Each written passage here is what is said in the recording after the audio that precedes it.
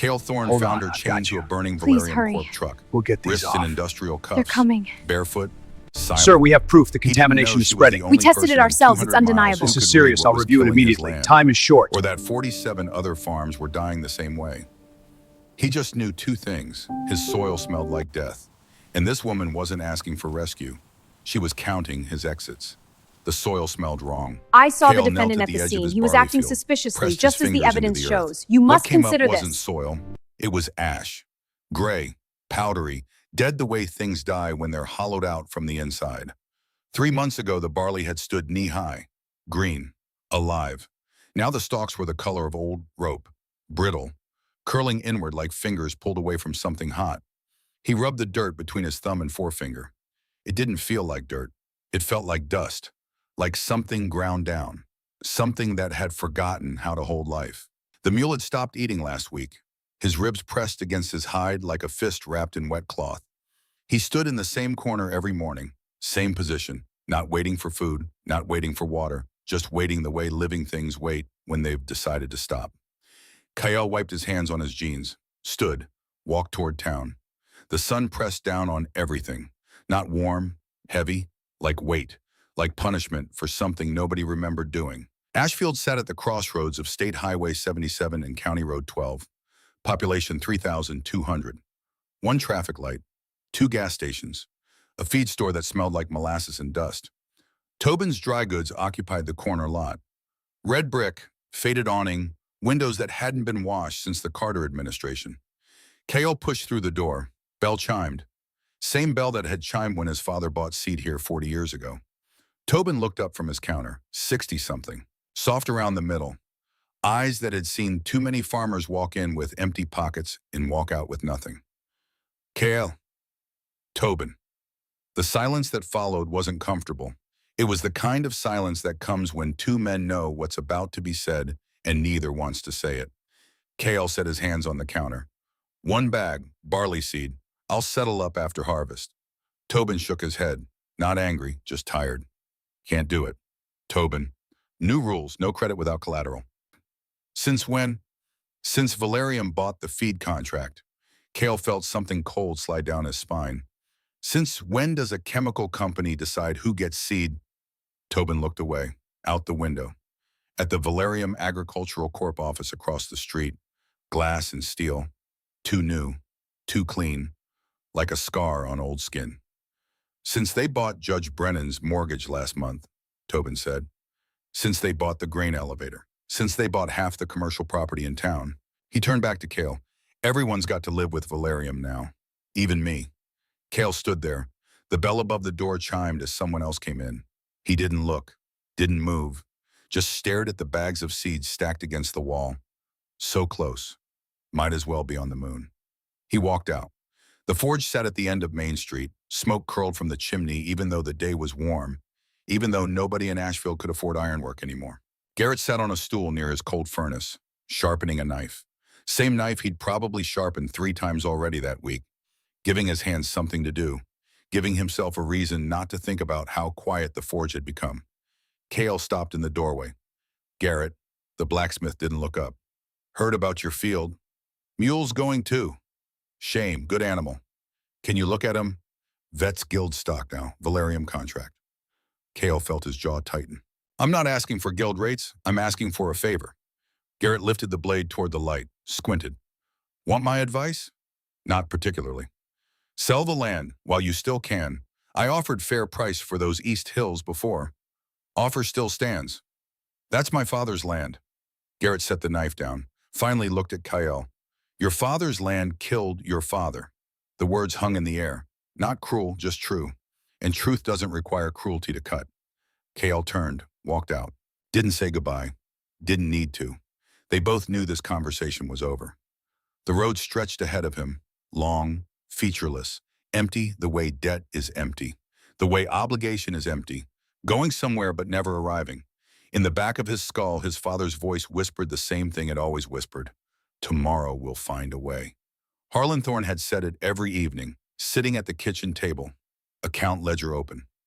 Staring at numbers that never changed, he'd close the book. Say it like a prayer to a God who'd stopped listening. He'd said it the night before he fell in the East Field. Never got up. 44 years old, hands so cracked the gravedigger had trouble folding them across his chest. Cale had stopped believing that sentence years ago, but he still heard it, still felt it settle in his chest like cold water. Tomorrow we'll find a way. Tomorrow. Always tomorrow. He smelled the wreckage before he saw it. Burned wood. Something sharper underneath. Metal. Scorched rubber. The acrid bite of chemicals cooking in heat. He rounded the bend where the oak tree line ended. Two trucks overturned. One burned down to its frame. Black skeleton against brown earth. Cargo scattered. Crates split open. Barrels leaking. A drum spilling its contents into the dirt. Flies had found everything. They always did. Flies and tax collectors. The two forces that never miss a meal. No bodies. This wasn't a massacre. This was trade. Take what's useful. Leave what isn't. But then he heard something. Metal on metal. The soft clink of chain links moving against iron. He walked around the burned truck. The woman was chained to its axle. Her wrists were bound in front of her industrial cuffs, the kind they use in livestock transport. The chain wrapped twice around the axle, secured with a lock newer than anything else on the truck. One leg folded beneath her, the other stretched forward. The fabric she wore had been something of value once. Now it was cloth that had forgotten its purpose. Her feet were bare. Her skin was dark. Not black, something else. Indigenous. First Nations, maybe? Dene or Cree. The kind of brown that comes from northern latitudes and old bloodlines. Her face was streaked with dried mud. Or blood. Hard to tell. Didn't matter. Her eyes were open. She was watching him, not pleading, not begging. Just watching. Quiet attention. Patient. The way a person measures danger when they've learned to measure it the way other people measure distance. She was thin. Not starving, but the kind of thin that suggests meals were theoretical concepts. Ideas, not guarantees. Her teeth showed when she breathed. Small tusks, genetic quirk, Dene trait, curved upward from her lower jaw. One was cracked, split down the middle. That took force. Deliberate force. Cale stood there. Flies buzzed. Afternoon light hit her chains like it was trying to make a point. You with the convoy, he asked. She said nothing. You hurt them. Her eyes tracked his hands. Empty hands, then his face. Something changed in her expression. Not trust. Recognition. The look of someone sorting him into the right category. I'm going to step closer, Cale said. I want to look at the lock. He moved forward. One step. She didn't flinch, just watched. The lock was simple, thick, basic. The kind they use on livestock gates. He pulled the hand axe from his belt. Her eyes went to it immediately. For the chain, he said. Not for you. 2 strikes. The link broke. The chain fell to the dirt with a sound like something coming undone. Like something finally letting go. Her hands dropped to her lap. The cuffs were still on her wrists. That would take a blacksmith. But the chain was off. The tether was broken. She didn't move. You're free of the wagon, Cale said. She looked at the broken chain, then at him. Then she picked it up, held it out toward him, like returning something borrowed. I don't want it, Cale said. She set it down on the dirt between them, carefully, precisely, then stood, slow, one hand braced against the wagon frame, the careful movements of someone reclaiming their body. One motion at a time. She was taller than he'd expected, nearly his height, 5'8" maybe. Her shoulders were broad under the torn fabric. She looked past him, at the road, measuring distance. There's a farm, Cale said. 4 miles east, mine. You can eat, rest, leave in the morning if you want. Her gaze came back to him. She tilted her head, studied him the way a blacksmith studies a blade, checking the ground beneath the surface. Then she started walking east, because he'd said east, but like she'd been walking that direction all along. Like the chain had been an interruption, not a destination. Cale walked beside her. She stayed 2 steps ahead. He slowed. She slowed too. Always 2 steps, close enough to follow, far enough to run. The farm appeared over the rise. Crooked fence, sagging barn, house leaning north like it had given up on straight and settled for standing. He opened the gate. She stopped outside it. Come in, he said. The land inside the fence. She knelt, pressed her palm flat against the dirt, kept it there. Her nostrils flared. She was smelling the earth, reading it. Then she crossed, walked past the house, past the barn, sat down in the dirt beside the far fence post, knees to chest, facing east. away from the door. Kyle watched from the porch. There's a bed inside. Barn's got hay. Nothing. He went in, found the blanket, wool. His mother had made it, edges frayed by moths, but warm. He carried it out, set it on the ground about a yard from her, not close enough to crowd, not far enough to seem like neglect. It gets cold, he said. She didn't look at him. He went back inside, ate bread and stew alone, washed his bowl, sat in the chair by the window. The blanket was still where he'd left it. Then it wasn't. He'd looked away for a moment. When he looked back, the blanket was wrapped around her shoulders. She sat in exactly the same position. Hadn't moved. Like the blanket had decided to go to her on its own. Kale spoke to the empty kitchen. All right then. Dawn came gray and cold. Kale pulled on his boots. Walked to the barn, opened the door, stopped. The mule was standing, not in his dying corner. In the middle of the barn, ears forward, eyes clear, he turned his head and snorted, a sound he hadn't made in weeks. The water trough was full, dark leaves floated in the water, broad, unfamiliar. They gave off a bitter smell, medicinal. The mule drank while Kale watched, drank deep, drank steady. There's a difference between living and being alive. The mule had crossed that line back sometime in the night. He found her in the same spot. The blanket was folded neatly beside the fence post. She was crouched over a patch of bare ground, pressing her fingers into the soil, lifting it to her nose, moving her foot left, pressing, smelling. You did something to the mule, Kale said. She didn't stop. What did you put into the water, Gorath leaf? Her voice was deeper than he'd expected, rough, accented. Consonants heavier than a human mouth usually made them, but clear. You speak. Yes. The whole walk here, you didn't say a word. You didn't ask the right questions. Kale opened his mouth, closed it. What's Gorath leaf? Draws poison from the gut, cleanses blood. She pressed her fingers into a new patch of soil. Your mule wasn't sick. It was poisoned. The word hit him like cold water. Poisoned. She stood, turned to face him. Her eyes were amber, flecked with dark spots near the center. They held an intelligence that had nothing to do with books, everything to do with attention. Years of watching things grow and down and understanding the distance between. Your soil. She held up her fingers, dark smell, metallic, wrong. Kale leaned in. The smell hit him. The same smell he'd noticed for months but couldn't name. Not blight, she said. Not drought. Chemical compound. Human-made. It kills soil from underneath. Roots can't absorb water. Plants grow but don't feed. Animals eat plants. Poison transfers. Slow. Months. She brushed the dirt from her hands. When you see it? She stopped. When I see it, what? Something crossed her face. Not pity. Harder than pity. The expression of someone delivering news they wish they didn't have to deliver. You can't fix what you don't see. She cleaned her other hand. When it shows on the surface, it's already killed a full season underneath. Maybe two. 2 seasons. His voice came out dry. Someone's been poisoning my land for 2 seasons. I'm telling you what the soil tells me. Who? I don't know your enemies. I don't have enemies. I'm a farmer with a dying mule in a field that won't grow. She looked at him for a long moment. That measuring look again. But different now, more complete. Like she'd finished sorting him, and the results surprised her. Anyone who owns land has enemies, she said. You just haven't met yours yet. Kale sat on the fence. The wood groaned.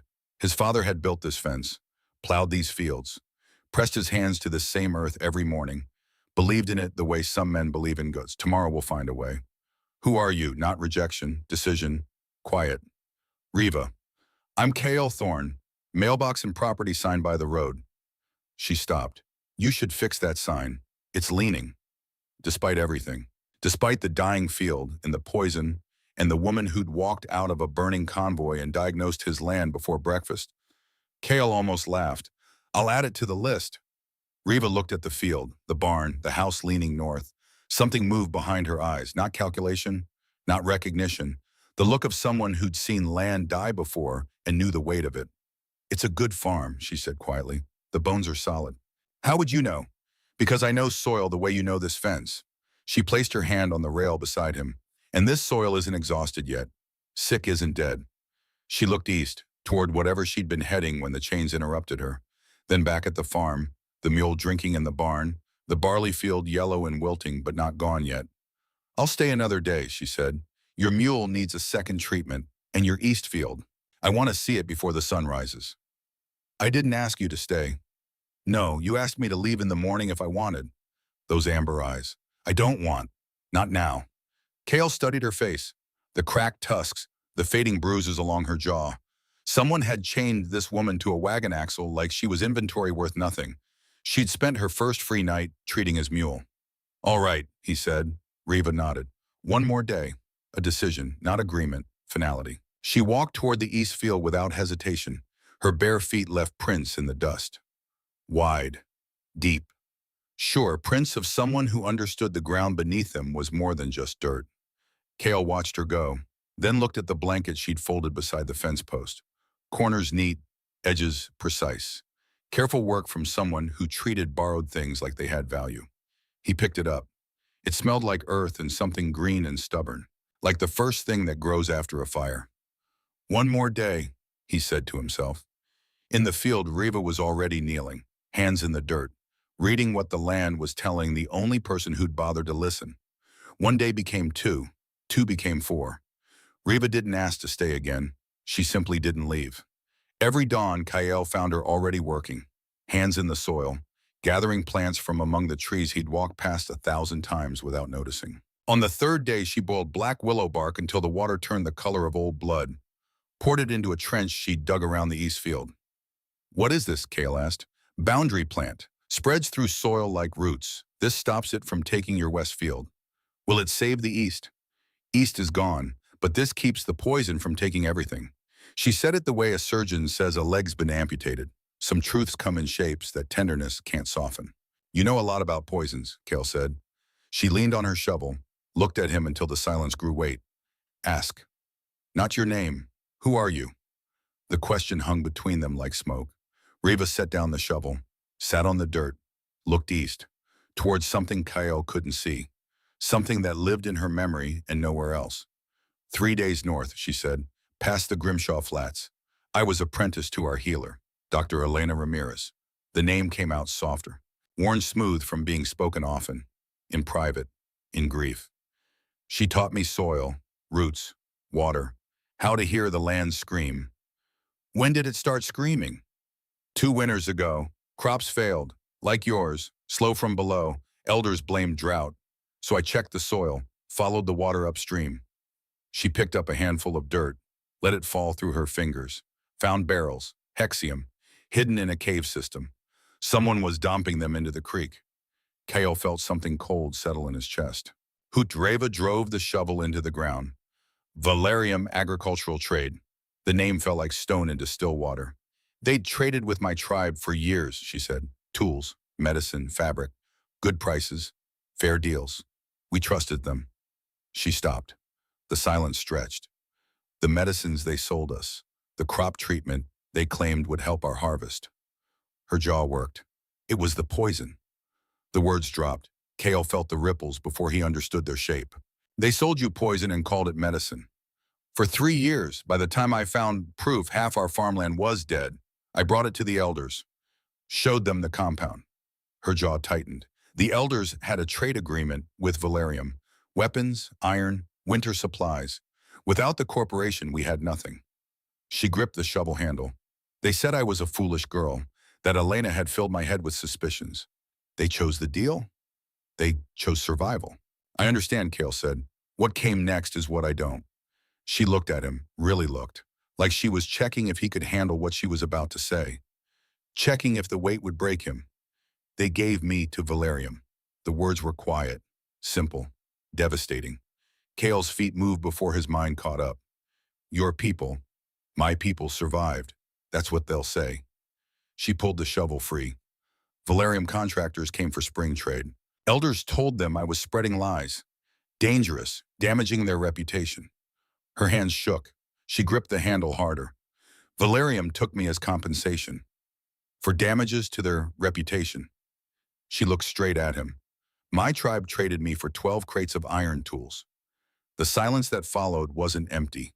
It was full of all the things that couldn't be said, all the ways the world breaks people and calls it business. 5 months with the convoy, she continued. Her voice was flat now, controlled. The voice of someone who'd learned to describe horror without feeling it. Hard labor, loading, cleaning, things an indigenous woman can do that men don't want to. Then the raid, everyone ran, left me shackled. She looked at the broken chain on the ground between them. I was just inventory. You don't carry inventory when you run. She said it without bitterness. That was the worst part. No anger. Just the dry language of someone who'd been classified as a thing and learned to describe themselves in the vocabulary of those who did the classifying. Cale sat down on the fence. The wood groaned. His father had built this fence, plowed these fields, pressed his hands to this same earth every morning, believed in it the way some men believe in hunts. Tomorrow we'll find a way. Valerium did this to my land too, he said. Yes. My father's livestock died 3 years ago. Stream water contaminated. 40 head in 1 week. Couldn't pay the loans. Lost the East Hills. His voice got quieter.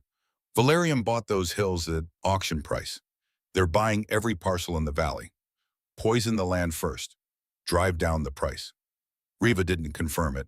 The confirmation was in the soil under their feet. My mother, Cale said, after Dad died, she ran this farm alone for 3 years. Her hands cracked so badly the blood got in the bread dough. 42 years old. He looked at those hands, remembered them, remembered the way they shook toward the end, the way they couldn't hold a pen anymore, couldn't button a shirt. Doctor said it was her heart. It wasn't. It was the weight, carrying everything alone. Riva turned to face him fully. She was right. She died. And you're still here. The farm's still standing. Those amber eyes held something fierce now, something that cut through grief and found the truth underneath. She didn't find the way. She kept the way open so someone else could walk it. The words settled over Kyle like dawn, like the first light after a long night. Not comfort, recognition, hoofbeats on the north road. One rider, slow, coming up the hill. Not Valerium. The rhythm was wrong. This was someone who knew the land, who rode like they'd been riding these roads for decades. A woman appeared at the fence line, 40s, weathered, riding an old bay mare with patience in her eyes. She wore dusty field clothes and a canvas pack that looked like it had survived 3 wars and a flood. The boy got there first. Wilder Tucker. Everyone called him Pike.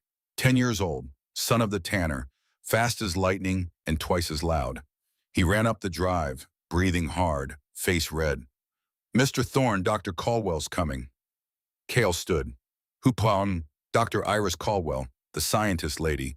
She heard about the convoy, about the woman you found chained up. Says she's been tracking Valerium for years and this is her chance to prove what they're doing. Cale looked at Riva. She'd gone very still, the kind of still that comes before violence or revelation. The woman dismounted, didn't bother with the gate, climbed the fence like it wasn't there, walked straight to the porch, set down her pack, pulled out 7 glass jars. Each jar held soil, different colors, different textures, all wrong. She lined them up on the porch step, didn't introduce herself, didn't explain, just knelt beside them and started labeling them with a grease pencil.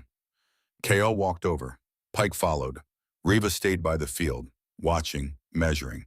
The woman looked up, gray eyes, sharp, the kind of sharp that comes from looking at things nobody else wants to see and refusing to look away. Dr. Iris Caldwell, she said, geochemist, used to work for Valerium, 2015 to 2020. They fired me for filing an internal report about unauthorized chemical disposal. She tapped the first jar. I've been collecting these for 3 years. 7 farms, same compound. She read the labels as she touched each one.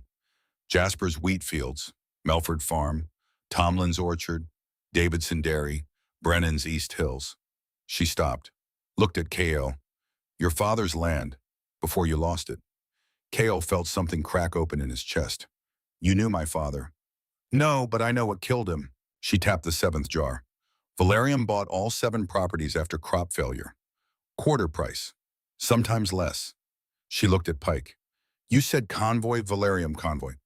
The boy nodded, pointed at Riva. They had her chained to the truck. Dr. Caldwell turned to Riva, slowly, like approaching something that might bite. You were on the convoy. It wasn't a question. Riva walked over, picked up the first jar, held it to the light, set it down, picked up the second. Same compound I found near my village, she said, but newer, more refined. Dr. Caldwell nodded. They're perfecting it. Used to take 2 seasons to kill a field. Now just one. She opened her pack again, pulled out a folded map, spread it on the porch. Red dots covered the paper like a disease. 47 of them, all within 50 miles. Every red dot is a farm, she said. Every farm is dying, same pattern, same timeline, same buyer when they fail. Her finger traced the dots. Valerium's not just killing farms, they're killing the valley. Systematically. One field at a time. Kale stared at the map. 47 farms, 47 families, 47 versions of his father sitting at a kitchen table, staring at numbers that didn't change, saying tomorrow we'll find a way, tomorrow never coming. Why? The word came out rough. Why would they do this? Dr. Caldwell folded the map. Because poisoned land is cheap land, and Valerium's building something. Something big. They need continuous acreage. Can't do that if 47 farmers won't sell. So they make us sell, or wait for you to die. The words hung in the air like smoke, like the smell of burned crops, like the silence after the last animal falls. Reva set down the jar. They'll come for me. Dr. Caldwell looked at her, really looked, taking in the cuffs still on her wrists, the bare feet, the torn clothing, the scars. You were on the convoy. Yes. You know where they store the compound. Yes. You know the manifests, the schedules, the drivers. Yes. Dr. Caldwell stood. Then you're the only witness who can prove this wasn't an accident. You're evidence they can't afford to leave walking around. Pike spoke up. His voice was small, scared. They're coming, today. Valerium men. I heard them at the bar, 2 trucks, legal papers. They're looking for someone who was on the convoy. Reva looked at Kale, then at Dr. Caldwell. Then at the map with its 47 red dots, 47 families, 47 futures burning. How long do we have? Pike checked his watch. Couple hours, maybe less. Reva nodded, once, sharp, the gesture of someone making a decision that can't be unmade. Then we work fast. She walked to the barn, came back with the water trough. The dark leaves still floated in it. She poured it on the ground, watched it soak in. Your father didn't just know something was wrong, she said. He tried to stop it. Kale's throat went tight. How do you know? Because he built a sealed cellar, and sealed cellars aren't for storage. They're for preservation. She looked at him. Where is it? Under the barn. Show me. They walked to the barn. The mule watched them with clear eyes, alive eyes, evidence that some things could be saved if you knew what you were fighting. Kale pulled open the cellar door. The smell hit him first, different from everything else on the farm. Clean, dark, rich. The smell of soil that remembered how to live. Reva climbed down, came back up holding 2 things, a handful of dirt and a notebook. The dirt was brown, deep brown, no shine, no chemical smell. Just earth the way earth was supposed to be. The notebook was his father's. Kyle recognized the handwriting. Neat, careful. The handwriting of a man who kept records because records were the only thing standing between a farm and chaos. Reva handed him the notebook. Read the last entry. Kale opened it. His father's words, written 3 days before he died. October 9th, 2021. They're poisoning us. Same chemical I read about in the agricultural reports. Hexium-7, military surplus. Supposed to be destroyed after Gulf War. Wasn't. August Valerium visited yesterday, offered to help with the soil problem. Free treatment. I said no. He smiled. I don't trust that smile. Built this cellar last month, sealed it, put clean soil inside. Soil from before they started. If anyone finds this tested against what's in the fields now, that's your proof. I think I'm a dead man, but maybe a dead man can still leave evidence. Harlan Thorne, Kale's hands shook. The notebook nearly fell. Reva caught it, held it steady. He knew, Kale said. His voice broke on the words. He knew, and they killed him for it. Yes. 3 years. I've been trying to save this farm for 3 years, thinking it was bad luck, bad soil, bad weather. And they were poisoning it the whole time. Reva set the notebook down, picked up the clean soil, held it out to him. Your father hid this from view. He preserved the truth underground. She raised it to the light. This is what your farm was before Valerium touched it. Kale took the soil, heavy, warm, alive. Tomorrow we'll find a way. His father hadn't been talking about money. He'd been talking about this. Evidence, truth, proof that what was happening wasn't natural, wasn't fate, was murder. Dr. Caldwell appeared in the barn doorway. We need to move. If Valerium's coming with papers, they'll try to take Riva back. Claim she's contracted labor. She's not property, Cale said. I know that. You know that. Question is whether a piece of paper knows that. Riva looked at the three of them, then at the clean soil in Cale's hands, then at the map Dr. Caldwell had brought. 47 farms, 47 families.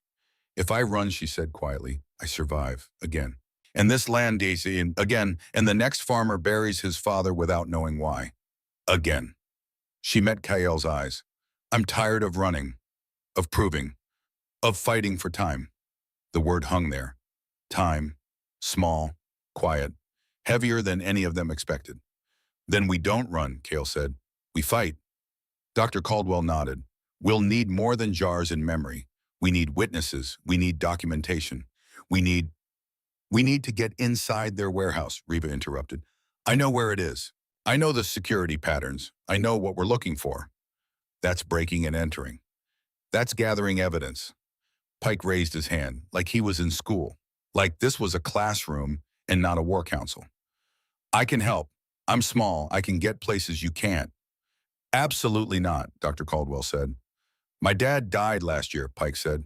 His voice was steady, too steady for a 10-year-old. Liver cancer. Doctor said it was drinking. But Dad didn't drink. Not really. Just water from the well. He looked at the map. Our farm's dot number 32. I want to help. The silence that followed wasn't agreement. It was recognition. Recognition that this fight had already claimed too many. That it would claim more. That stopping it meant risking everything, including a 10-year-old boy who'd already lost his father. Riva knelt down, eye level with Pike. If you help, you follow my orders exactly. No heroics, no improvisation. You do what I say when I say it. Understand? Pike nodded. Say it. I understand. She stood, looked at Kael. Your father left you more than land. He left you proof. Now we use it. The sun was setting. Long shadows stretched across the farm, across the dying field, across the barn where a mule stood with clear eyes and steady breath. Proof that some things could be saved. If you knew what you were fighting, if you were willing to fight. Cale looked at the notebook in his hands. His father's last words. Tomorrow we'll find a way. Tomorrow's here, Dad, he said quietly. Riva placed her hand on his shoulder, just for a moment, just long enough for him to feel the weight of it, the solidarity, the shared understanding of what it meant to be betrayed by the people who should have protected you. Then she pulled her hand back, turned to Dr. Caldwell. How long until they arrive? Dr. Caldwell checked her watch. Hour, maybe less. Then we plan fast and we plan smart. Riva walked to the porch, sat down. The others followed, even Pike, even the mule who wandered out of the barn and stood nearby. Like he knew, like he understood that something was being decided here that would change everything. Riva looked at each of them in turn. In 1 hour, Valerium will try to take me back. They'll have legal papers, court orders, everything they need to make it look legitimate. We can fight it in court, Dr. Caldwell said. Courts take time. And time is what we don't have. Riva spread her hands. But courts also need evidence. Real evidence. Not just soil samples. Not just testimony. Hard proof that what they're doing is criminal.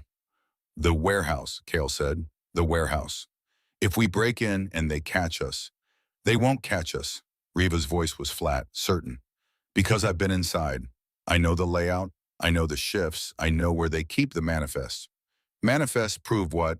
Everything. Every barrel of Hexium. Every farm it was sold to. Every signature.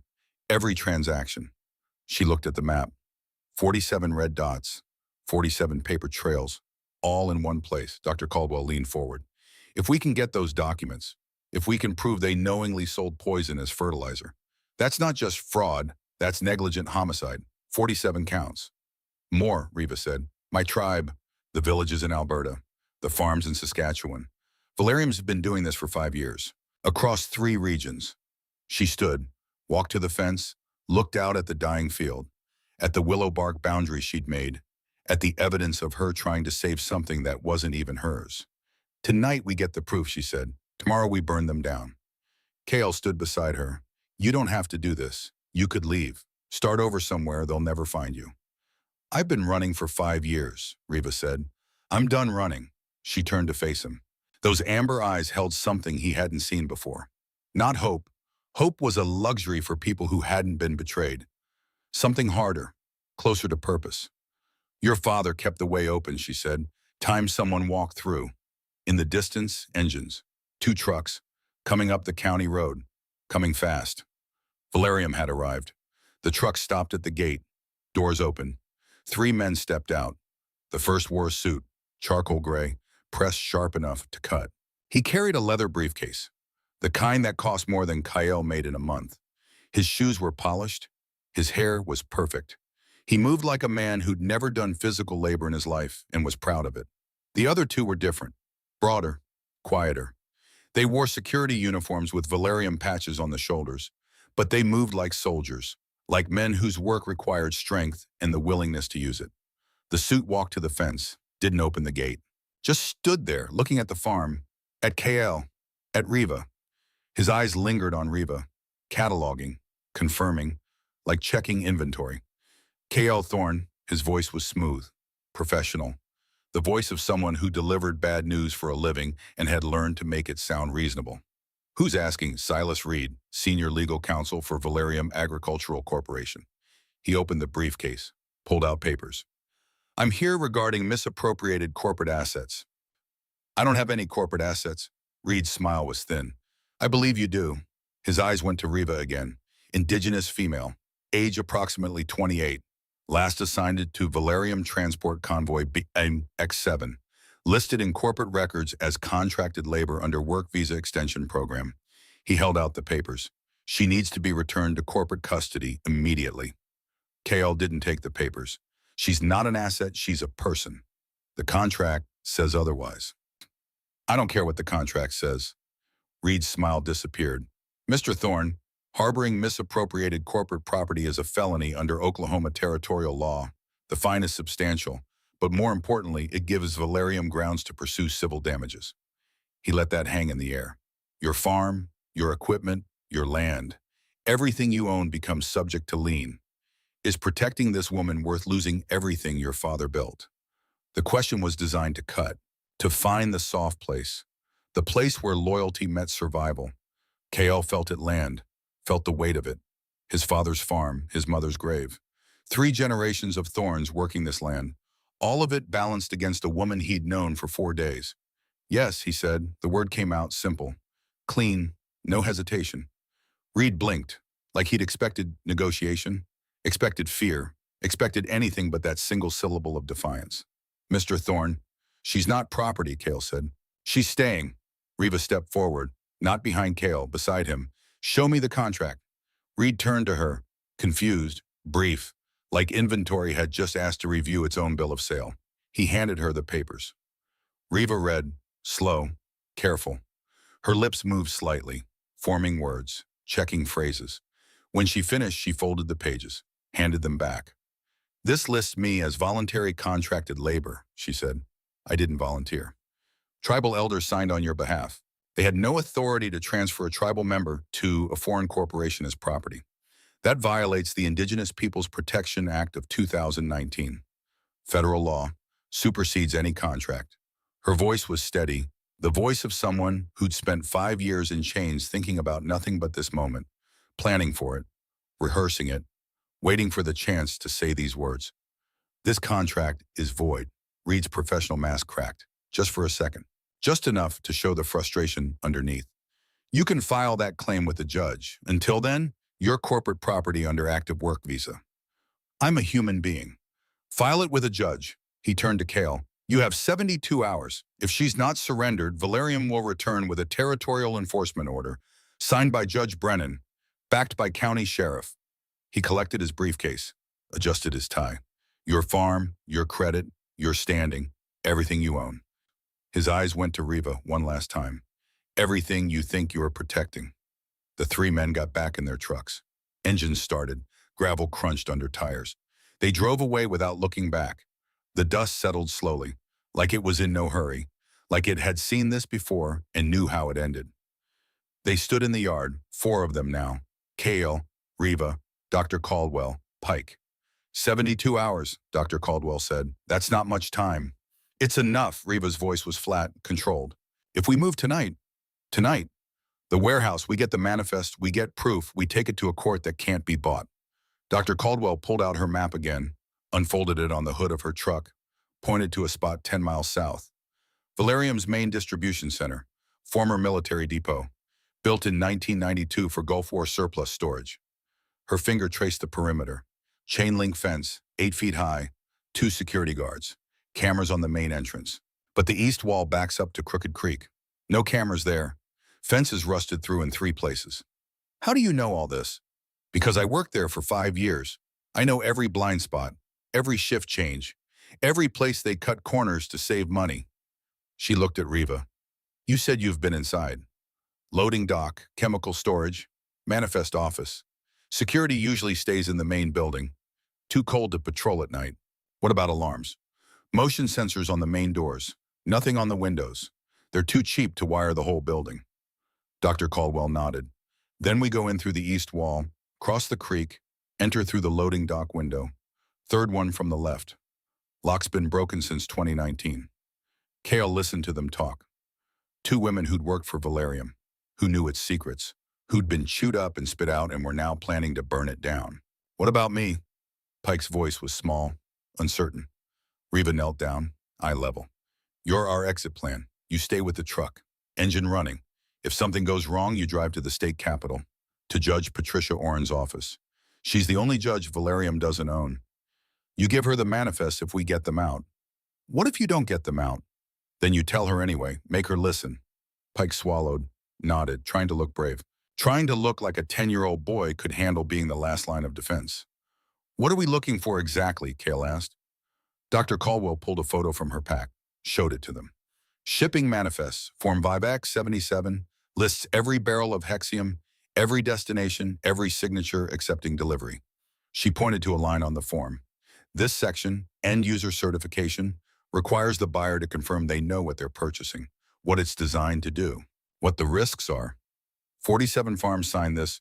No, 47 farms were told that they were buying organic crop enhancer, premium fertilizer, harmless. She pointed to another section. But this section, corporate liability waiver, this is where Valerium lists the actual chemical composition, the warnings, the skull and crossbones, everything required by law, buried in fine print. Page 17 of a 20-page document. Nobody reads page 17, that's the point. Omar, Riva took the photo, studied it. Where are these stored? Manifest office, second floor, northeast corner, filing cabinets. Everything from 2019 to present. Locked. Yes, but the key's in the security office, hanging on a board, labeled archives. How do you know it's still there? Dr. Caldwell smiled, grim. Because Valerium never changes anything. They found a system that works. They'll use it until someone forces them to stop. The sun was setting. Long shadows stretched across the farm. Across the field where poison had killed 3 generations of work. Across the barn where a mule stood breathing steady. Evidence that some damage could be undone. If you knew what you were fighting, if you were willing to fight. They moved at midnight. Dr. Caldwell drove. An old Ford pickup. Headlights off until they hit the main road. Pike sat in the back, quiet, watchful. Kale rode shotgun. Riva sat in the bed, watching behind them, making sure they weren't followed. The warehouse appeared like a scar on the horizon. Concrete, steel, sodium lights casting orange pools on the pavement. 2 trucks parked near the main entrance. Security office windows glowing. Dr. Caldwell killed the engine a quarter mile out, coasted to the creek bed, parked behind a stand of cottonwoods. This is it, she said. Last chance to walk away. Nobody moved. She reached under her seat, pulled out bolt cutters, flashlights, work gloves. Handed them out like communion. Stay low, stay quiet. If someone sees you run, don't try to fight, don't try to talk, just run. Kale pulled on the gloves. They smelled like oil and old leather. His hands shook. Not fear, adrenaline. The body preparing for something it knew was dangerous. Riva climbed out of the truck bed, moved to Pike, put her hand on his shoulder. You remember what to do. Stay here. Engine ready. If you're not back in 30 minutes, I drive to the state capitol. Judge Patricia Oren's office. Good. She squeezed his shoulder. Once, quick.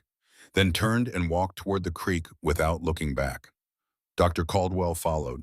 Then Kyle. Three shadows moving through scrub grass, moving through darkness, moving towards something that could destroy them or save them, and maybe both at the same time. The creek was low, November dry.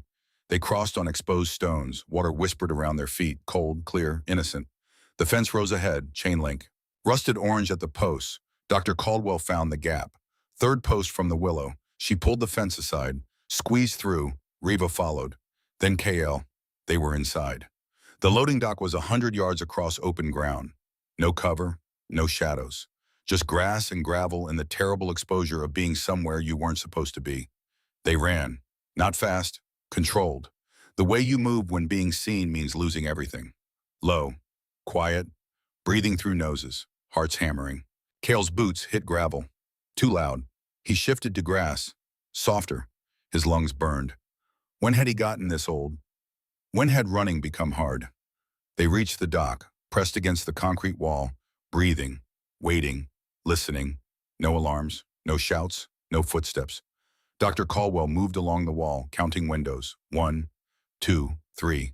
She stopped, pulled a screwdriver from her pocket, wedged it under the frame, pushed. The window swung open, silent, smooth, like it had been waiting for this moment. Reva went first, pulled herself up, disappeared inside. Then Dr. Caldwell, then Kyle. He landed on concrete. Dark. The smell hit him immediately. Chemicals, industrial, the sharp bite of things that shouldn't be breathed. His eyes adjusted. Barrels, rows of them, stacked 3 high, stretching into darkness. Each barrel was labeled. White stencil, military precision, Hexium-7, authorized personnel only, protective equipment required. And beneath that smaller disposal deadline exceeded. Do not use. Kyle felt something cold settle in his stomach. These weren't new chemicals. These were old. Military surplus. Things that were supposed to be destroyed decades ago. And Valerian was selling them to farmers. Reva was already moving, flashlight in hand, beam cutting through darkness. She stopped at a barrel, ran her fingers over the stencil. DOD 1991, she whispered. Department of Defense, Gulf War surplus. Jesus. Doctor. Caldwell's voice was tight. There must be 50,000 barrels here. More. Reva's light swept across the warehouse, rows and rows, all labeled the same, all expired, all deadly. How is this legal? Cale asked. It's not. Dr. Caldwell moved to a barrel, checked the label. Hexium-7 was banned for agricultural use in 1998. Disposal was mandated by 2000. These should have been incinerated 25 years ago. But they weren't. No, someone kept them, someone rebranded them, and someone's been selling them as fertilizer. Reva's light found a door, metal, marked office. Manifests. They moved toward it, quick, quiet, every sound magnified, every breath too loud. Cale's heart hammered against his ribs. This was it. This was the proof they needed, or this was where they got caught. Reva tried the door, locked. She turned to Dr. Caldwell. Security office, ground floor, west side. I'll go. You two start photographing these barrels. We need serial numbers, lot codes, everything. Reva, I've done this before. Her voice was flat, final. Stay here, take pictures. I'll be back in 5 minutes. She disappeared into the darkness, silent as smoke. KL watched her go, wanted to follow, wanted to protect her. But protection wasn't what she needed. She needed him to do his job. He pulled out his phone, started photographing. Barrel after barrel, label after label. Each one evidence. Each one proof that what was happening to his farm wasn't bad luck, wasn't God's will, was murder. Dr. Caldwell worked beside him, methodical, professional. She'd been preparing for this moment for 3 years. She knew what evidence mattered, what courts would accept, what couldn't be explained away. 3 minutes passed. 4. Footsteps on concrete. Kael's heart stopped. But it was Reva, moving fast, key ring in hand. Got them. Let's move. They climbed stairs, metal. Every step rang out like a bell. Kael winced, waited for alarms, waited for shouting, waited for lights to flood the building. Nothing came. Second floor, northeast corner, door marked Archives. Reva tried 3 keys before one turned. The door swung open. Filing cabinets lined the walls, 20 of them, maybe more, each labeled by year, by region, by chemical compound. Dr. Caldwell went straight to one, pulled the drawer. It slid open smooth, revealed rows of folders, green hanging files. Each one a transaction, each one a farm. She pulled the first folder, opened it. Form 5X77, shipping manifest, destination Jasper Wheat Farm, quantity 50 barrels, date March 2021. She flipped to page 17. There it was, the liability waiver, the chemical composition, the warnings, all buried beneath legal language designed to confuse. But at the top of the page, the signature line, buyer acknowledgement. It was blank. They never signed, Dr. Caldwell whispered. The farmers never saw this page. She pulled another folder, another. 47 folders, 47 manifests, 47 unsigned liability waivers. This is it, she said. This proves they knew.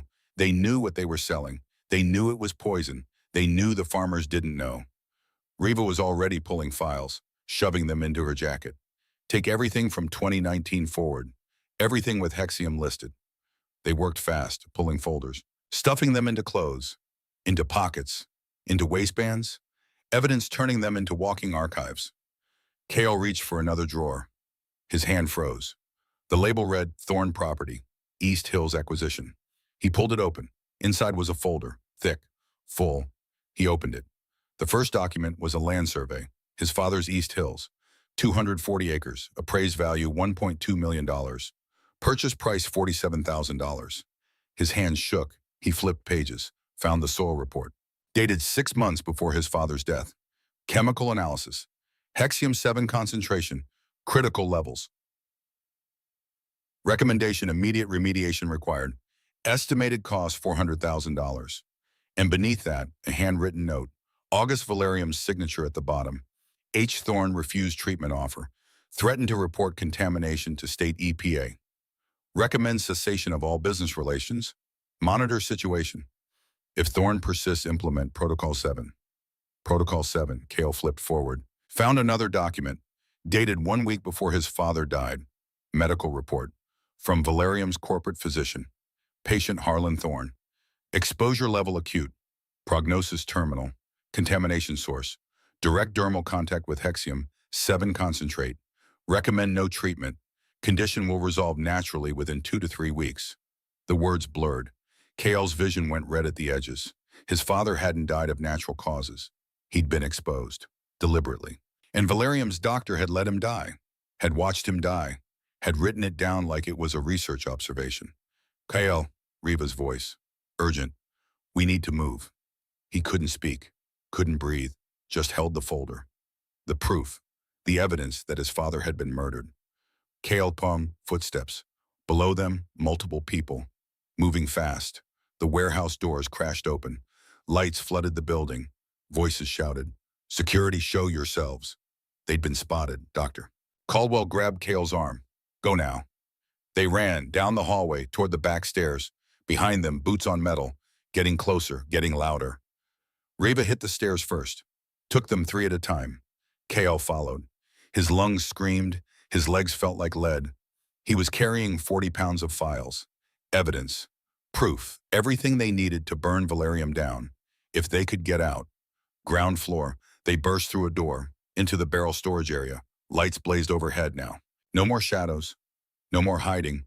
3 security guards. Blocking the loading dock exit. Not rent-a-cops. Real security. The kind with body armor and weapons. Stop right there. Reva veered left. Toward the south wall. Toward a door marked emergency exit. She hit it running. Alarms shrieked. The door flew open. Cold air, darkness, freedom. They ran. Across the parking lot.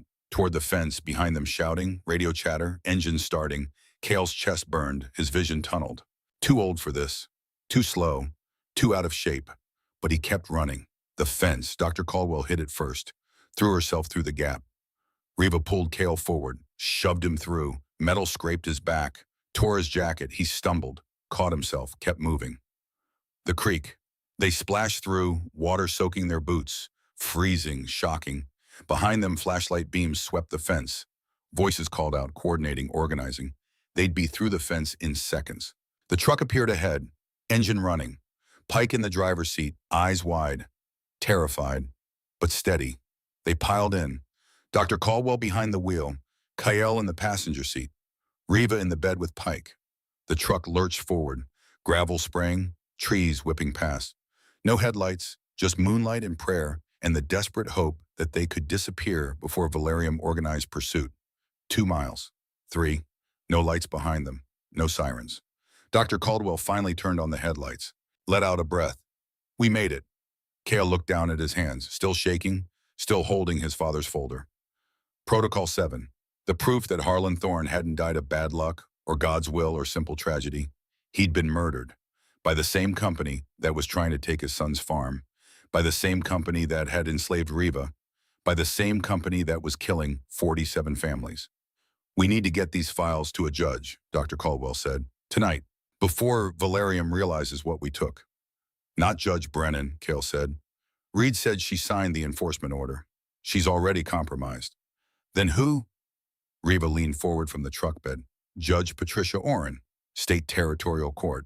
She presides over cases involving federal law violations. She's in the Capitol, 2 hours from here. How do you know about her? Because I've been planning this for 5 years. I know every judge within 200 miles. Their jurisdiction, their politics, their debts. She pulled out a folded paper, old, worn, covered in notes. Orrin was appointed last year, fresh, clean, no connections to Valerium, and she holds emergency hearings for cases involving imminent harm. It's 1 a.m, Dr. Caldwell said. Then we wake her up. They looked at each other, in the darkness, in the truck. 4 people who'd just committed a felony, who were carrying evidence that could destroy a corporation, who had maybe 12 hours before Valerium realized what they'd done and came for them with everything they had. Let's go, Cale said. Dr. Caldwell pressed the accelerator. The truck roared through the night, heading toward the Capitol, toward a judge who might listen, toward justice or destruction, and maybe both at the same time. They reached the Capitol at 3 a.m. State Courthouse. Limestone and glass, dark except for security lights. Dr. Caldwell parked across the street.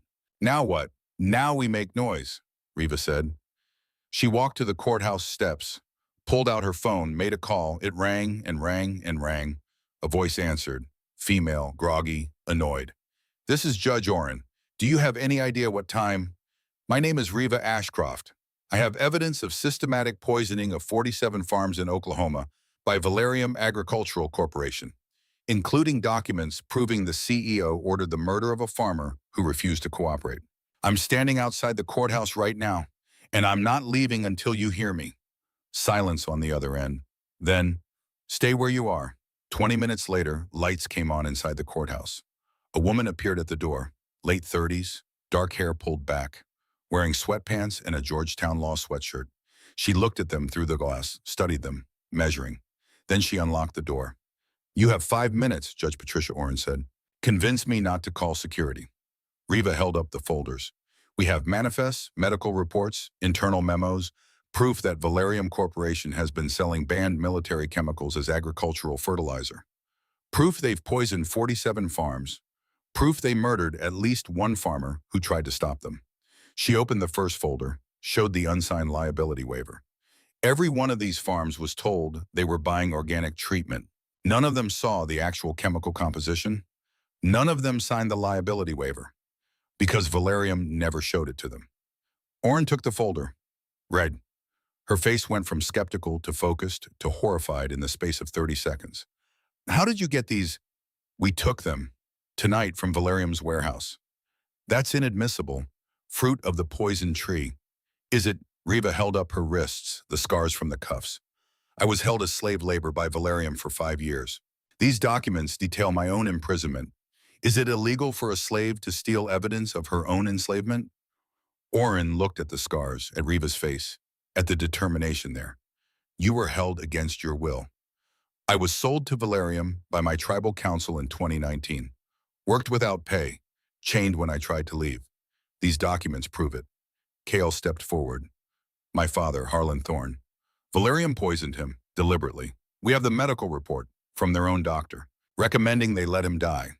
He handed over the Protocol 7 folder.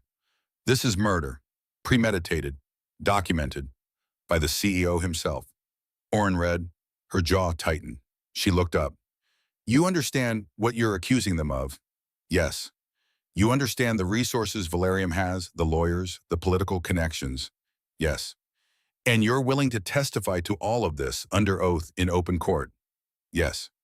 Orrin looked at the folder spread across her desk, at the evidence of systematic corporate murder, at 4 people who'd risked everything to bring it to her. She made her decision. Emergency hearing tomorrow, 9 a.m. public session. She looked at Riva. You'll testify. All of you will, and we'll see if your evidence holds up. What about Valerium? Dr. Caldwell asked. They'll come for Riva. They have an enforcement order. Not anymore. Orrin picked up her phone, made a call. This is Judge Patricia Orrin. I need an emergency stay on all enforcement orders issued by Oklahoma County Court regarding indigenous labor contracts, effective immediately. Yes, I'll sign the paperwork now. She hung up, looked at Riva. You're under court protection until this hearing concludes. If Valerium tries to take you, they'll be in contempt of a state court order. Thank you. Don't thank me yet. You still have to prove your case. In front of media, in front of Valerium's lawyers, in front of everyone. Orrin stood. Get some sleep. You have 6 hours. Then we find out if justice works. They didn't sleep. They sat in Dr. Caldwell's truck, in the courthouse parking lot, organizing files, preparing testimony, building a case that could survive legal assault. At 4 a.m. word started spreading. Dr. Caldwell had made calls to newspapers, to TV stations, to agricultural associations, to anyone who would listen.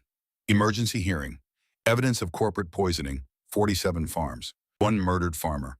By dawn, the courthouse steps were packed. Cameras, reporters, and farmers. 17 of them. The same 17 who'd lost land to Valerium. They'd driven through the night, come to witness, come to testify, come to watch justice happen or fail. Jasper was among them. 72 years old, leaning on his grandson Tyler. Moving slow but moving, determined.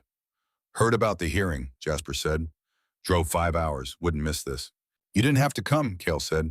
Yes, I did. This is my farm too. My family too. My fight too. Word had spread through the valley, the way it always does in small towns, farmer to farmer. Phone calls in the dark, kitchen tables in coffee shops and feed stores. By the time Jasper arrived at 4 a.m., others were already there. Margaret Davidson, the Tomlins, the Melfords, families who'd lost everything and didn't know why.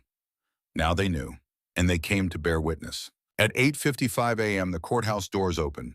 They filed in, 17 farming families, 4 whistleblowers, 1 judge, and the accumulated weight of 47 poison fields. At 9 o'clock a.m. exactly, Judge Orrin took the bench. This court is now in session. Case of the People versus Valerium Agricultural Corporation. Emergency hearing on evidence of criminal contamination and negligent homicide. She looked at Riva. Miss Ashcroft, present your evidence. Riva stood. Walked to the witness stand. No lawyer, no script. Just her and the truth in 5 years of waiting for this moment. My name is Riva Ashcroft. In 2019, my tribal council sold me to Valerium Corporation for 12 crates of iron tools. And she told it. All of it. The poison sold as medicine. The villages that died. The elders who chose profit over people. The chains, the labor. The 5 years of slavery disguised as employment. When she finished, the courtroom was silent. Judge Orrin spoke. The court recognizes that Miss Ashcroft's testimony establishes standing. The documents obtained from Valerium's facility relate directly to her unlawful detention. Therefore, they are admissible as evidence gathered by a victim of the crime being investigated. She looked at Valerium's empty chair. They hadn't bothered to send anyone. Didn't think this hearing mattered. They were wrong. Dr. Caldwell, present your findings. Dr. Caldwell stood. Presented the soil samples, the chemical analysis, the map with 47 red dots, each dot a farm, each farm a family, each family a tragedy. Then Kyle testified about his father, about the Protocol 7 memo, about the medical report that recommended letting Harlan Thorne die. Then the farmers, one by one. Jasper, Margaret, the others, each telling the same story. Land that died, animals that starved, families that lost everything. 47 stories, 47 pieces of the same crime. By noon, Judge Orrin had heard enough. Based on the evidence presented, this court finds probable cause to believe Valerium Agricultural Corporation engaged in systematic criminal contamination, fraud, and negligent homicide. I'm issuing warrants for the arrest of CEO August Valerium and legal counsel Silas Reed. I'm also ordering an immediate halt to all Valerium operations pending full investigation. She slammed the gavel. The courtroom erupted. Cheering, crying, 47 families finally hearing someone say what they'd known in their bones. This wasn't their fault. This was murder, and someone was finally going to pay. They left the courthouse at 2 p.m., exhausted, triumphant, knowing this was just the beginning but finally having hope it would end. The drive back to Ashfield took 3 hours. They arrived at Kale's farm as the sun was setting. The sign by the road still leaned. Kale looked at it. Remembered Reva saying he should fix it. Remembered thinking he'd add it to the list. Tomorrow, he said. Tomorrow I'll fix it. Reva smiled. Small, real. Tomorrow. They stood on the porch, watching the sun set over fields that would heal, over land that would remember how to live. What happens now? Kale asked. Now we wait. The investigation will take months, maybe a year. Valerium will fight. They'll appeal. They'll try everything. But we have the evidence. We have the evidence. Kale looked at her, at the woman who'd been chained to a burning truck, who'd saved his mule, who'd diagnosed his land, who'd fought beside him against a corporation that thought it was untouchable. Stay, he said, not as a guest, as a partner. Help me rebuild this farm. Teach me what you know. Reva looked at the fields, at the barn, at the house leaning north, at the land that had been dying and was now fighting back. I'll stay, she said, but not just to rebuild, to build something new, something they can't poison, something that lasts. What's that? Truth, and the land that knows your weight. She looked at him. Garikar. The words settled over the farm like a blessing, like a promise, like the first rain after a drought. Tomorrow they would fix the sign. Tomorrow they would plant new seeds. Tomorrow they would start building something that couldn't be taken away. But tonight they stood together on land that was finally theirs, free of chains, free of poison, free of lies. Home. The investigation moved fast. FBI agents arrived in Ashfield 2 days after the hearing. Federal prosecutors, Environmental Protection Agency. They descended on Valerium's warehouse like a military operation. What they found was worse than anyone imagined. 53,000 barrels of Hexium-7, all marked DOD 1991, all supposed to be destroyed in 2000, all sold as premium agricultural fertilizer at $400 per barrel, $21 million in illegal sales, 47 farms poisoned, and a paper trail that led directly to August Valerium's desk. On day 7, federal marshals arrested him at his home in Tulsa. 3-story mansion, pool, tennis court, built on blood money and poisoned land. They arrested Silas Reed at his office, still smiling, still certain his lawyers would make this disappear. They were wrong. The trial began 3 weeks later. Federal courthouse in Oklahoma City. Standing room only. Every seat filled. Media circus outside, national coverage. This wasn't just a local contamination case anymore. This was corporate America on trial. Kale sat in the front row. Reva beside him, Dr. Caldwell, Pike, 17 farming families, and Tyler holding the flag from his grandfather's funeral. Jasper should have been there, but Jasper was gone. He died on day 5 of the investigation. Heart attack. Massive. Final. Like his body had held on just long enough to see justice start and then let go. Tyler had found him in the barn. Peaceful, sitting in his chair, hands folded, like he'd simply decided it was time. The funeral had been 3 days ago. The whole town came. 17 farming families, the FBI agents working the case, Judge Orrin herself. They buried him next to his wife, next to his son, 3 generations of Jaspers in the ground. But Tyler was still here, still fighting, still holding the line. KL had spoken at the funeral, kept it short, kept it true. Jasper held the line. He didn't live to see justice, but he lived long enough to know it was coming. That's enough. That has to be enough. Now Tyler sat in the courtroom, 15 years old, watching the men who'd killed his grandfather face trial. The prosecution opened strong, 47 manifests, 47 unsigned liability waivers, medical reports, internal memos, email chains showing August Valerium personally approving the sale of banned chemicals. In Protocol 7, the prosecutor held it up. Read it aloud. For non-compliant land owners who threaten corporate India, implement targeted contamination to force sale or eliminate resistance. He looked at the jury. Eliminate resistance. That's what they called it. when they poisoned people who wouldn't sell, when they murdered Harlan Thorne, when they destroyed 47 families. The defense tried, claimed the chemicals were properly labeled, claimed farmers had signed disclosure forms, claimed this was all a misunderstanding. But you can't misunderstand murder. Not when it's written down, signed, implemented. On day 3, Reva testified. She walked to the witness stand like she was walking to battle. Steady, certain, unbreakable. The prosecutor asked her to explain what Valerium had done. She did, all of it, from the beginning, from her village, from the medicine that was poison, from the 5 years in chains. They didn't just sell chemicals, she said. They sold a lie. They told farmers this would help their land, told my people this would save our crops. And they watched us die, watched the land die, and kept selling. She looked at August Valerium. He stared back, empty, blank, like none of this touched him. I was told I was inventory, Reva continued, that I had no value beyond what labor I could provide, that my name, my knowledge, my life didn't matter. She held up her wrists, the scars visible. These are from the cuffs they used, standard livestock cuffs, because that's what I was to them, livestock. Her voice hardened. But I'm not livestock. I'm not inventory. I'm the woman who brought down their empire, and I'm the proof that some things can't be bought or sold or poisoned. The courtroom was silent, absolutely silent. The defense had no questions. What could they ask? Her scars spoke louder than any cross-examination. On day 5, the medical examiner testified about Harlan Thorne, exhumed the body, ran tests, found Hexium-7 concentration in his liver 50 times normal levels. This wasn't accidental exposure, she said. This was acute poisoning. Someone contaminated his water supply with enough chemical to guarantee death within 2 weeks. She showed the jury Valerium's own medical report, the one recommending no treatment. They knew he was dying, they knew what was killing him, and they watched. The prosecutor asked, is there any medical reason to withhold treatment in this case? No, chelation therapy was available. Would have saved his life. Cost about $5,000. They chose not to provide it. Why was so? Because dead men don't file EPAA complaints.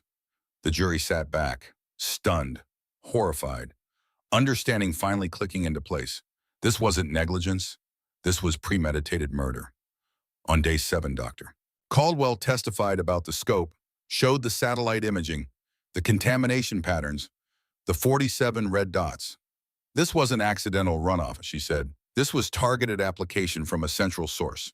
Someone deliberately poisoned these farms over a 5-year period. Humpine Valerium Corporation, under direct orders from CEO August Valerium. She pulled out the email chains, showed Valerium personally approving each shipment, each sale, each lie. He knew, she said. Every step, every farm, every death. He knew. On day 8, the farmers testified, one by one, telling the same story: land that died, animals that starved, families that lost everything. Margaret Davidson told about her husband's suicide, about the note he left, about carrying the guilt of thinking they had failed. We didn't fail, she said. We were murdered, and my husband died believing it was his fault. She looked at August Valerium. You killed him twice, once with poison, once with shame. The jury cried, openly, not hiding it, not pretending this was just business. This was human cost. This was families destroyed. This was evil dressed in corporate language. Tyler testified last, 15 years old, wearing his grandfather's work jacket, too big on him, sleeves rolled up. My grandfather died thinking he failed our farm, Tyler said. His voice cracked. He steadied it. He worked that land for 50 years, 3 generations. And in 8 months, Valerium killed it. He pulled out a photograph. Jasper standing in a wheat field, smiling, proud, alive. This was taken 6 months before he lost the farm. Look at him. He's happy. He's healthy. He's a man who did everything right. Tyler set down the photo. 8 months later, he was dead. Not because he failed, because someone poisoned him, poisoned his land, poisoned his legacy. He looked at the jury. My grandfather's not here, but I am. And I'm telling you, hold them accountable. Make them pay. Not for me, for everyone they killed, everyone they broke, everyone who died thinking it was their fault. The courtroom erupted. Judge hammered for order. But the damage was done. The jury had seen enough. Closing arguments came on day 9, the prosecution summarized. 47 farms, 53,000 barrels, $21 million. one dead farmer, one enslaved woman, one CEO who ordered it all. This is the simplest case you'll ever hear, the prosecutor said. Did August Valerium knowingly sell poison to farmers? Yes. Did he know it would kill their land? Yes. Did he do it anyway for profit? Yes. He pointed at the manifest. Every signature you see is his. Every approval, every shipment, every lie, his. Convict him. Send the message that corporate murder has consequences. The defense argued reasonable doubt. Claimed Valerium didn't know the chemicals were dangerous. Claimed farmers misused the product. Claimed this was all a tragic accident. The jury deliberated 6 hours.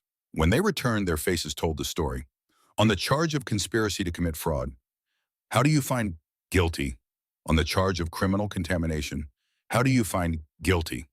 On the charge of negligent homicide in the death of Harlan Thorne, how do you find guilty?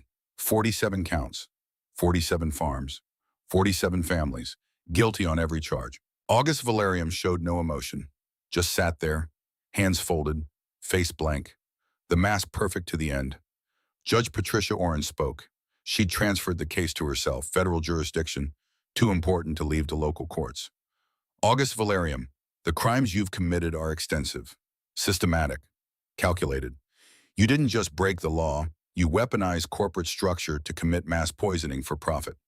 She looked at the courtroom, at the families, at the empty seat where Jasper should have been sitting. You stole land, you stole health, you stole futures, and you did it knowing people would die, knowing families would be destroyed, knowing communities would suffer. But there was more. Judge Oren had been working behind the scenes, had coordinated with the FBI, had built a case that went beyond Oklahoma. Before I pass sentence, the court recognizes additional evidence submitted by the Federal Bureau of Investigation regarding Valerium Corporation's operations in Canada, Cebu, and Saskatchewan. She held up a new folder.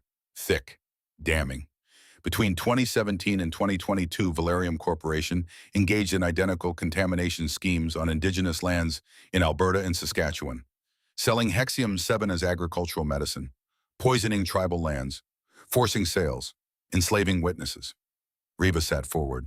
This was about her village, about Elena, about the truth that had been buried for 5 years. The FBI has identified 12 additional tribal communities affected, approximately 200 families, an estimated $40 million in fraudulent sales. Judge Oren looked at August Valerium. Your crimes aren't limited to Oklahoma. They span borders. They span years. They span cultures and communities and basic human decency. Her voice hardened. I sentence you to 25 years in federal prison. No parole, no early release. You will serve every day of this sentence. She wasn't finished. Additionally, Valerium Corporation is hereby dissolved. All assets are seized. Funds will be distributed as follows. Full remediation of all contaminated properties. $4.2 million compensation to each affected farm. Medical trust fund for all exposed individuals. Educational trust for children of affected families. She looked at Reva. And $10 million to establish the Elena Ramirez Center for Indigenous Agricultural Sciences, to be directed by Miss Reva Ashcroft, to ensure that indigenous knowledge of soil and land is preserved, respected, and protected. Reva's eyes went wide. Elena, her teacher, her mentor, the woman who died thinking Reva was a liar. Now there would be a center, in her name, teaching the truth she'd discovered, honoring the sacrifice she'd made. Judge Oren slammed the gavel. Justice is served. The courtroom erupted, cheering, crying. 47 families finally whole, not healed, not complete. You don't get back the dead, don't get back the years, don't get back the innocence. But you get acknowledgement, you get truth, you get the record showing it wasn't your fault. And sometimes that's enough. They held Jasper's memorial service that weekend. Not a funeral, he'd already been buried, but a memorial, a celebration, a reckoning. The whole valley came. 17 farming families, the FBI agents, Judge Oren, even some of the jury members, people who'd watched justice happen and wanted to honor the man who didn't live to see it. Tyler spoke, 15 years old, standing at a podium too tall for him, reading from notes written in shaky handwriting. My grandfather used to say, the land knows when you're lying to it. He meant you can't fake farming, can't pretend, can't cut corners. The land knows. Tyler looked out at the crowd. Valerium didn't know that. They thought they could lie, thought they could poison the land and call it fertilizer, thought nobody would notice. But Grandpa noticed. Mr. Thorne's father noticed. Dr. Caldwell noticed. And Reva noticed. He gestured to Reva sitting in the front row. She was the first, years ago, in her village. She tried to warn people and they didn't listen. They sold her instead. But she didn't stop.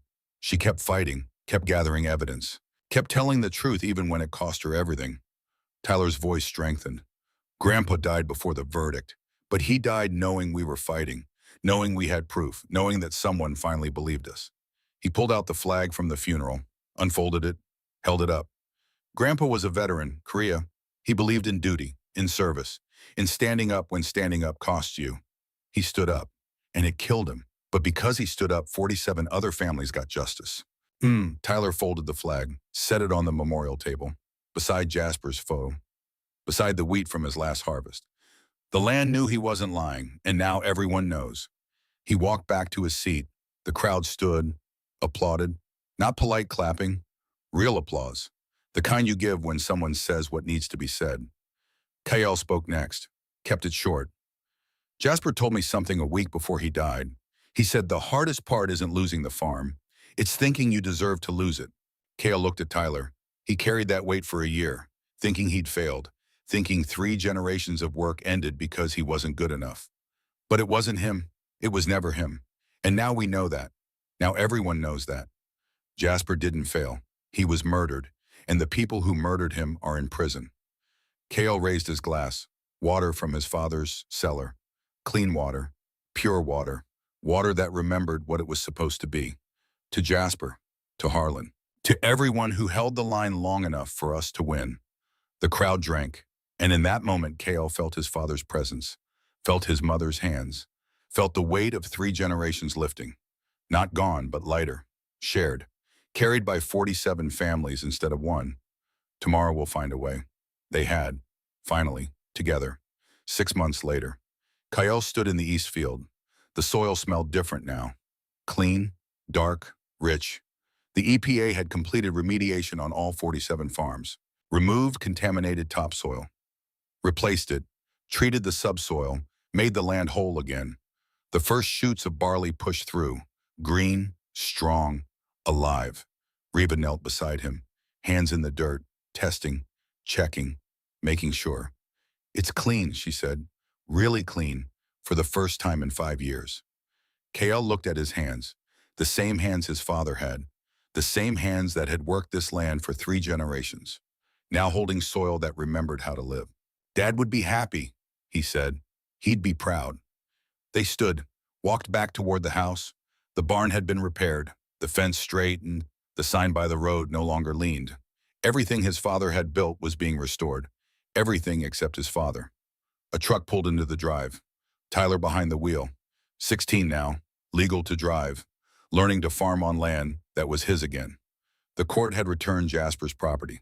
Clear title, no liens, no valerium claim. He jumped out. Excited. Mr. Thorne, it worked. The barley's coming up on our place too. Kael smiled. Told you it would. Grandpa would be so happy. He is, kid. Wherever he is, he's happy. Tyler ran to the field, knelt down, touched the green shoots with reverence, with hope, with the understanding that some things die, but others can be reborn. Dr. Caldwell's truck arrived next. She'd been appointed to head the federal Hexium-7 cleanup program, 40 states, 12,000 potential contamination sites, a career's worth of work fixing what one corporation had broken. Kael, Reva, she walked over, held out papers. Settlement came through, $4.2 million per farm, plus medical fund for anyone exposed, plus education fund for the kids. Kael took the check, stared at it. More money than his father had made in 40 years of farming. Blood money, justice money, money that couldn't bring anyone back but could maybe build something new. What are you going to do with it? Dr. Caldwell asked. Kael looked at Reva. They'd talked about this, planned for it, decided together. We're buying the other 6 farms, Reva said, the ones still in foreclosure. We're going to run them as a co-op, teach sustainable farming, teach people how to read their land, how to fight back when corporations come calling. And we're setting up a legal fund, Kael added, for farmers who can't afford lawyers, for people fighting contamination, for anyone who needs help standing up to companies like Valerium. Dr. Caldwell smiled. Harlan would be proud. Yeah, he would. 1 year later, the farmhouse was full. 17 families gathered for Thanksgiving. Long tables set up in the yard, food covering every surface. Turkey and ham and vegetables grown in clean soil. Proof that the land could heal. Tyler sat at the head table. 17 now, strong, confident, running Jasper's farm with help from Kale and Reva. Learning the old ways and the new ways and the way forward. A woman stood at the gate, 50-something, indigenous, long black hair streaked with gray, dainty patterns on her clothing, uncertain, afraid. Reva saw her, went still. Mara, the woman who'd sold her, the woman who'd chosen 12 crates of iron over her own niece, the woman who'd finally come to face what she'd done. Kyle touched Reva's arm. You want me to send her away? Reva looked at her aunt. At the woman who'd destroyed her life, at the woman who'd also kept Elena's notes safe for 5 years, who'd testified at the trial, who'd helped bring down Valerium. No, Reva said, let her in. Mara walked to the porch, slow, head down, carrying the weight of 5 years. Reva, I know why you came. Mara looked up, tears in her eyes. I'm sorry. I know that's not enough. I know nothing's enough, but I'm sorry. Reva stood there, silent, measuring. The way she'd measured Kale that first day, deciding if this person was worth the risk. Finally, you're not forgiven. Not yet. Maybe not ever. Mara nodded, accepted it. But you can stay. You can eat. You can be here. Reva gestured to the tables, the families, the feast. Because this isn't about forgiveness. It's about moving forward. I don't deserve. No, you don't. But I'm not doing this for you. I'm doing it for me. Because I'm tired of carrying hate. It's too heavy. Mara stood there, not knowing what to say, not knowing what to do. Reva made it simple. There's hay in the barn. Warmth is enough. Thank you. Don't thank me. Just do better. Help the next person who needs it. Stop the next corporation that comes calling. Be the person I needed you to be 5 years ago. Mara nodded, walked to the barn. Not family, not forgiven, but present. And sometimes that's enough. Kale stood to speak, glass raised. To Jasper, to Harlan, to Elena, to everyone we lost along the way. They held the line long enough for us to win. Glasses clinked. Voices murmured agreement. The dead remembered. The sacrifice honored. Then Reva stood. To all of you, we fought together. We won together. She raised her glass. To Garakar. The Dani word hung in the air. Foreign, strange, but perfect. What does it mean? Tyler asked. Reva smiled. The land that knows your weight. The place where you stop running. Where you stand and say, this is mine, and nobody takes it from me. She looked around the table. At the families who'd lost everything and fought to get it back. At the children who'd grow up knowing their parents didn't fail. At the land that had died and was now living again. This is Garakar, she said, for all of us. They drank and ate and laughed and told stories about the people they'd lost and the battles they'd won and the future they were building, one green shoot at a time. 50 families work the co-op now. Learning from Reva, learning from Kyle, learning that the land could be trusted if you learned to read it. If you learned to listen, the Elena Ramirez Center opened in the spring, on indigenous land, teaching soil science, teaching traditional knowledge, teaching the truth that had cost Elena her life. Reva directed it, taught there 3 days a week. The other 4 she spent at the farm, teaching Kale, teaching Tyler, teaching anyone who wanted to learn. Your teacher would be proud, Kale said one day. Reva touched the center's sign, Elena's name carved in wood, permanent, honored, true. She died thinking I was a liar, thinking I'd made it all up. But she left the notes. She tested the compound. She knew you were right. The elders told her I confessed, that I'd admitted to lying. Did she believe them? Reva was quiet for a long time. I don't know. I hope not, but I'll never know. Then honor her by proving it every day. Every student you teach, every farmer who learns to read their soil. That's proof. That's truth. Reva nodded. Yeah, it is. 5 years after the trial, K.O. Thorne stood at his father's grave. 40 years old now, gray at the temples, lines around his eyes from squinting at fields and weather and the horizon. Reva stood beside him, his wife, his partner, the woman who taught him that some chains are visible and some aren't, but all of them can be broken. They'd married 2 years ago. Quiet ceremony. Just family. Just the people who mattered. Not because they needed permission or papers, but because sometimes making it official matters. KL placed flowers on the grave. Wildflowers from the East Field, growing in soil that was clean now. Soil his father had preserved in a cellar because he believed someday someone would use it to prove the truth. "We did it, Dad," Cale said. "The farm's clean, the valley's clean, 47 families got their land back." He paused. "Tyler's running Jasper's place. Good kid, strong, you'd like him." Wind rustled through the cemetery, carrying the smell of growing things, of harvest, of hope. "Valerium's dissolved. August is in prison. 25 years. He'll die there." Cale's voice cracked. "You were right. Tomorrow we found a way. Just took longer than you thought." Riva placed her hand on his shoulder. Squeezed. He covered her hand with his. They stood there in silence. Two people who'd survived poison and chains and betrayal, who'd learned that the hardest fight isn't against enemies. It's against believing you've failed when you haven't. They walked back to the truck, drove home. The sign by the road stood straight now. Fresh paint, clear letters.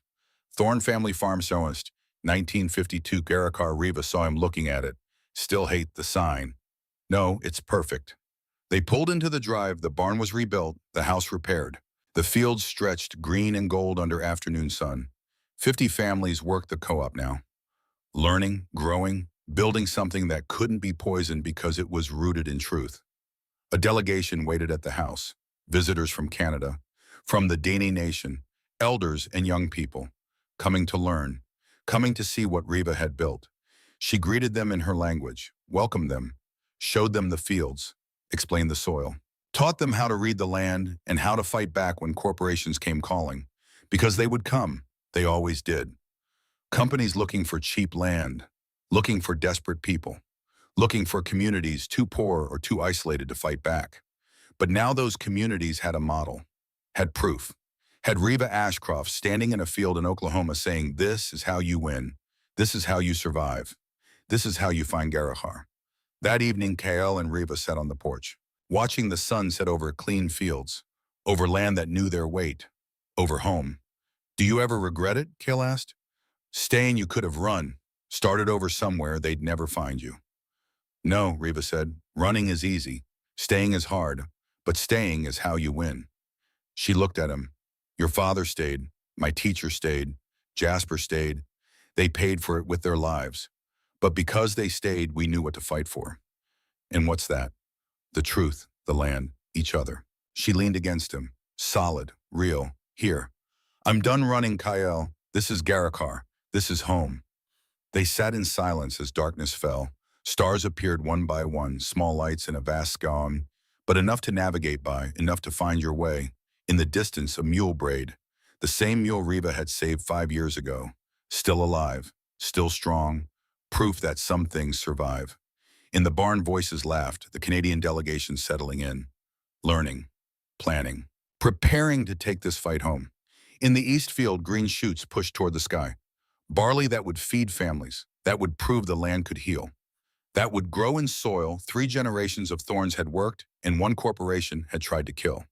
But the land survived, because Harlan preserved the truth, because Kael found Riva chained to a burning truck, because Riva chose to stay instead of run, because 47 families said enough, because Jasper held the line with his last breath, because sometimes justice wins, not because it's easy, not because it's guaranteed, but because people decide it matters more than fear.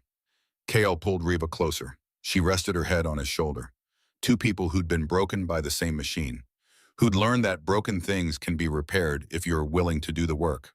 "Tomorrow we plant the South Field," Riva said. "Tomorrow," Kael agreed. Not a prayer, not a hope. Just a statement. Tomorrow would come, and they'd be here, working the land, fighting the fight, building something that would last longer than corporations or poisons or the men who wielded them. Building Garakar, the land that knows your weight, the place where you stop running. Home.